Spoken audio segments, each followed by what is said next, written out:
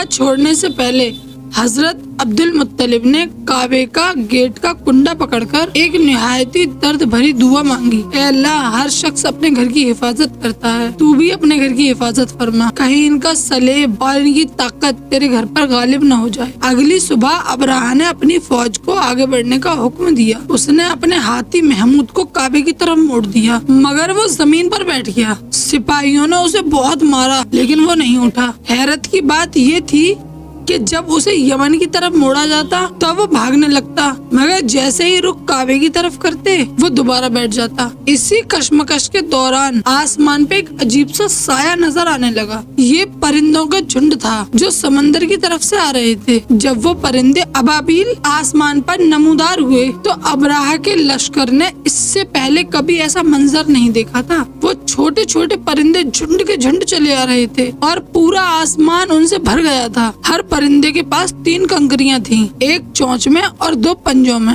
یہ کنکریاں چنا یعنی مسور کے دانے کے برابر تھیں، مگر ان کی طاقت کسی ایٹم بم سے کم نہیں تھی۔ جب اللہ کے حکم سے پرندوں نے وہ کنکریاں نیچے گرانی شروع کی تو جس سپاہی کے سر پر وہ گرتی اس کے سر سے داخل ہوتی ہوئی اور جسم کو چیرتے ہوئی زمین میں دھس جاتی۔ لوہے کی تلواریں اور ڈھال بھی ان کنکریوں کو نہیں روک سکی۔ ابراہہ کی عظیم الشان فوج جو کچھ دیر پہلے تک گرج رہی تھی اب موت کے خوف سے چیخ رہی تھی۔ ہاتھی پگلا گئے اور اپنے ہی سپاہیوں کو روندنے لگے۔ لوگ راستہ ڈھونڈنے لگے لیکن بچنے کی کوئی جگہ نہیں تھی۔ وہ لوگ جو کعبے کو گرانے آئے تھے اب اپنی جان بچانے کے لیے جنگلوں کی طرف بھاگ رہے تھے۔